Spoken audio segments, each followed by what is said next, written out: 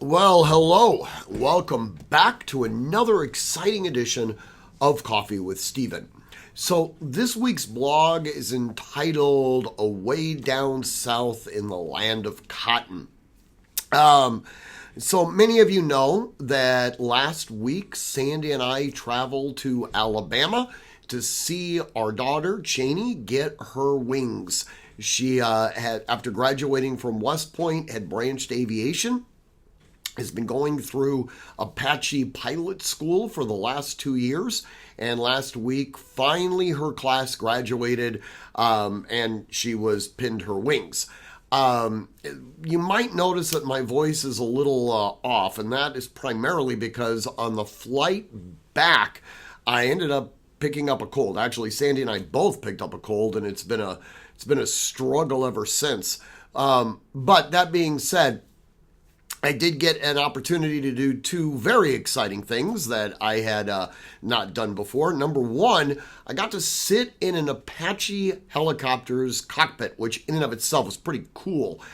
Number two, I got to learn something about myself. Sandy and I got the opportunity to fly in a Huey helicopter, one without the doors. Now, I've flown in helicopters numerous times, but I've never had the opportunity to fly in a helicopter without doors on them. Sandy, who's got limited experience in helicopters, was utterly terrified about this, upcoming experience. I, on the other hand, was giddy. Anyways, we both got onto this helicopter and it took off. I was thrilled. This was extremely exciting. Sandy was nervous. And as the helicopter continued to escalate and got up to altitude, there was a discernible switch. Sandy was in her element. She was loving the experience. When our helicopter got to about 2,000 feet, I was utterly terrified. I've always known that I've got a fear of heights, but I had no idea how debilitating this actually was. I was white-knuckling it the entire time. It was one of the most miserable experiences of my life.